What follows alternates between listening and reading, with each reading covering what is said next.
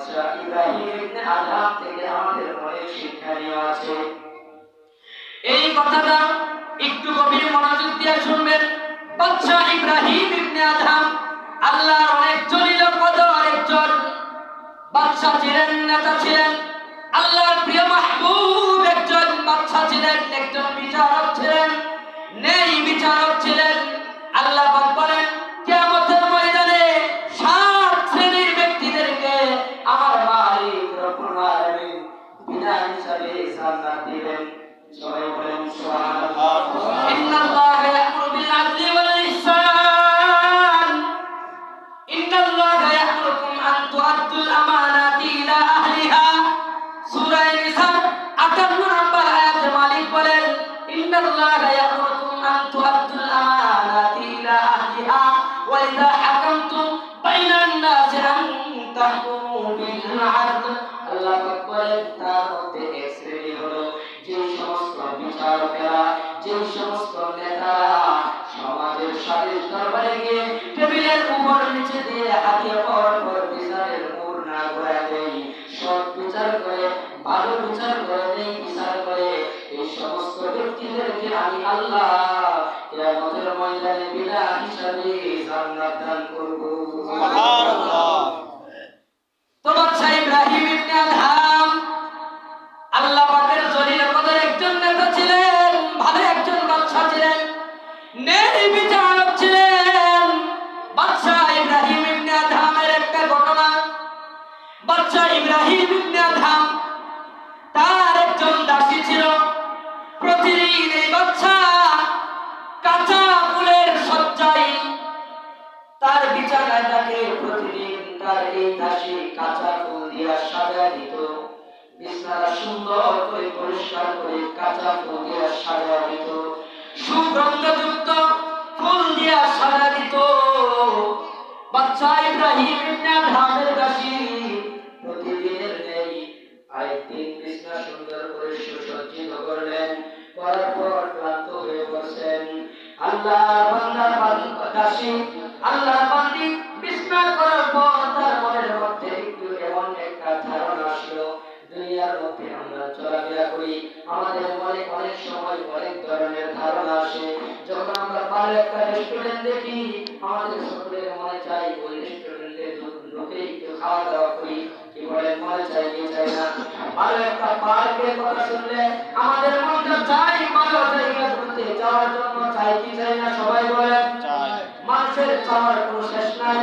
আল্লাহর বান্দি কাঁচা ফুল দিয়া বিছানা প্রতিদিনের মতো সুসজ্জিত করার পর তার মনে একটু অবস্থা তৈরি হইল যে বাদশা সাহেবের বিছানাটা প্রতিদিন করি, এত সুন্দর করে বাদশার বিছানাটা করি, আর কোনদিন তো এই বিছানায় শুয়ে দেখতে পারি না, কেমন লাগে? গরিবের তো কথা করে, আমার গরিবের তো কোনদিন এই সাধ্য হয় না এই আরাম আয়েশ ভাবে খুব বিলাসিতা করে। কথা বলেন ঠিক না বেঠিক? আল্লাহর বান্দায়, আল্লাহর বান্দি বিছানাটা সুন্দর করে সাজানোর পর একটু ক্লান্ত হয়ে গেছে, ক্লান্ত হয়ে পড়ে একটু বসে দেখি কেমন লাগে। আল্লাহর বান্দি এই কথা ভেবে বিছানা সুন্দর করে প্রস্তুত করার পরে বিছানার মাঝে একটু রেস্ট নেওয়ার জন্য একটু শুরু করছেন। একটু শোয়া মাত্রই দেখবেন মানুষ যখন পরিশ্রম করার পরে যখন মানুষ একটু আরাম বাতাস পায়, একটু আরাম জায়গায় নির্জনতায় যদি একটু বসতে পারে, সাথে সাথে দেখবেন ওই মানুষটার ঘুম চলে আসে। কথা বলেন ঠিক না বেঠিক? চোখের মধ্যে ঘুম চাপ আসে, তন্দ্রা চলে আসে, মানুষটার শরীরটা একটু যখন আরামে পড়ে যায় তখন এই অবস্থা তৈরি হয়। সবাই বলেন ঠিক না বেঠিক? আল্লাহর বান্দি ঠিক এমন অবস্থায় হয়েছে। আল্লাহর বান্দি বিছানা করার পর যখন বিছানায় একটু বসলো, আল্লাহর বান্দির চোখে ঘুম চলে আসে। আল্লাহর বান্দি হঠাৎ ঘুমিয়ে পড়ছে। আল্লাহর বান্দি ঘুম থেকে সাথে খাওয়ার পূর্বে বাদশা বিছানায় চলে আসছে, ঘরে চলে আসছে। আয়েশা দেখে তার দাসী ওই মহিলাটা তার বিছানায় শুয়ে আছে, বাদশার বিছানায় শুয়ে আছে। বাদশার বিছানায় যখন শোয়া থাকতে দেখছে, বাদশা আয়েশা এই মহিলাকে দেখে চাবুক মারতে আরম্ভ করলো। যখন চাবুক মারতে আরম্ভ করলো, আল্লাহর বান্দি চাবুকের আঘাতে জর্জরিত হইয়া ব্যথায় আঘাতপ্রাপ্ত হয়ে আল্লাহর বান্দী কান্না করতে আরম্ভ করে। আমার বন্ধুগণ, একটু গভীরভাবে শুনেন, আশা করি আল্লাহ এখান থেকে আমাদেরকে একটা শিক্ষা দিবে। আল্লাহর ভয় আমাদের অন্তরে আশা করা যায় ঢুকবে। আমার বন্ধুগণ, আল্লাহর বান্দীকে যখন বেত দিয়ে চাবুক দিয়ে আঘাত করতে আরম্ভ করলো, আল্লাহর বান্দী ব্যথায় আঘাতপ্রাপ্ত হয়ে চোখ দিয়ে পানি পড়তে আরম্ভ করে। আল্লাহর বান্দী আল্লাহকে ডাকে আর বলে, মালিক তুমি দেখো আমি গরিব থেকে আজকে আমার এই অবস্থা। আমার বন্ধুগণ, আমার বাবারা, হঠাৎ করিয়া কান্নার মাঝখানে যখন হা হা করে হাসতে আরম্ভ করলো, বাচ্চা ডাকতে বলে, বান্দি রে, এ দাসী তোরে তো, তুই তো পাগল হয়ে গিয়েছিস, তুই কান্নার মাঝখানে কেন হাসলি? আল্লাহর বান্দি বলে, বাদশা সাহেব, আমি আপনার বুকানি দেখে হাসতে আরম্ভ করেছি। বলেন সুবহানাল্লাহ। আল্লাহর বান্দি বলেন, হে বাচ্চা, আমি তোমার বুকানি দেখে হাসতে আরম্ভ করেছি। কি বুকানি দেখলা? কি বুকানি দেখলা?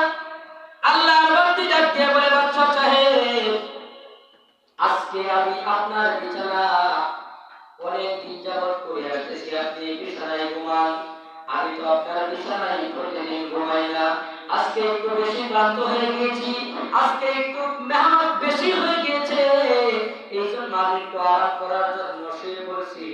আর আপনি এটা দেখে সহ্য করতে পারলেন না, আপনি আমাকে চাবুক দিয়ে আঘাত করতে শুরু করলেন। আমি বড় কষ্ট পেয়েছি, আমার শরীরে বড় লেগেছে, এই জন্য আমি কান্না করেছিলাম। কিন্তু এখন আপনার এই বোকামি দেখে হাসতে আরম্ভ করলাম যে আপনি আমাকে একদিন শোবার কারণে পেট দিয়ে আঘাত করতেছেন, কিন্তু আপনি একবার ভেবে দেখলেন না, আপনি আরামের বিছানায় বুক বিলাসিতা করে আপনি আপনার মালিককে রাজি আর খুশি করতে পারবেন কিনা? এই কথার পর বাদশা বাদীকে ঘর থেকে বের করে দিয়ে বাদশা তার বিছানায় আবার শুয়ে পড়ল, আরাম করতে আরম্ভ করলো। রাত্র যখন গভীর হয়, কিছুক্ষণ পর তার ওই বাসার ছাদের উপর মানুষের পায়াচারির আওয়াজ পাচ্ছে। বাদশা তার খাটের উপর শুয়ে থেকে ডাক দিয়ে বলে, আমার বাসার ছাদের উপর কে? ছাদ থেকে আওয়াজ আসে, আমি আমি আমি। বলে, তুমি আবার কে? পরিচয় দাও, কেন আসছো? ছাদের উপর থেকে যখন আওয়াজ দেয়, আমি আসছি আপনার ছাদের উপর আমার উট খোঁজার জন্য। কি খোঁজার জন্য? বলেন, উট। বাচ্চা ডাক দিয়ে বলে, রে বুকা, উট চাল হারাই, উট ছাড়াতে উঠতে হয়। আপনারা বলেন, আপনারা যে কোনো জিনিস, যদি কোনো একটা জিনিস খুঁজতে চান, যেমন ধরেন আপনারা যদি মাছ কিনতে চান, তাহলে মাছ বাজারে যাইতে হবে, কথা বলেন ঠিক না? যদি আলু কিনতে চান, কাঁচা বাজার কিনতে চান, কাঁচা বাজারের কাঁচা মরে যাইতে হবে। এখন আপনি যদি ধান মরে দিয়ে বসে থাকেন, তাহলে কাঁচা বাজার পাইবেন না। বাচ্চারা দিয়ে বলে, বুকা, তোমার উট হারাইছে, উট ছাড়াতে যাও।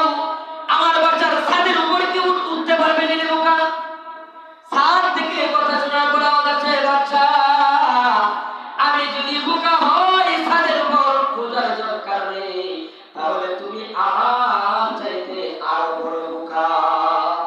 বাচ্চা এই কথা শুনে অবাক হয়ে গেল।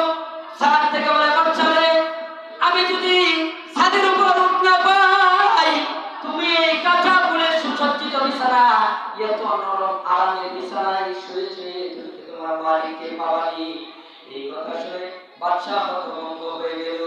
বাদশা সাহেব হতভম্ব হয়ে এই আরামের বিছানা ছেড়ে দিয়ে, এই আরামের ফুল সজ্জায় সজ্জিত বিছানা ছেড়ে দিয়ে আল্লাহর বান্দা জঙ্গলে চলে যায়। জঙ্গলে গিয়ে মালিকের ইবাদত করতে আরম্ভ করে। আর কোনদিন আল্লাহর বান্দা এই রাজপ্রাসাদে আসে নাই। জঙ্গলের মধ্যে তার জীবনটা কাটিয়ে দিয়েছে, আল্লাহর ইবাদতে মগ্ন থেকে তার জীবনটা পার করে দিয়েছে। এই জন্য আমার বন্ধুগণ, আমার বাবাজিরা, আপনাদের দুইটা পায়ে ধরে বলি, দুনিয়ার বিলাসিতার জীবন পার করে আখিরাতের জীবনটা সুন্দর হবে না।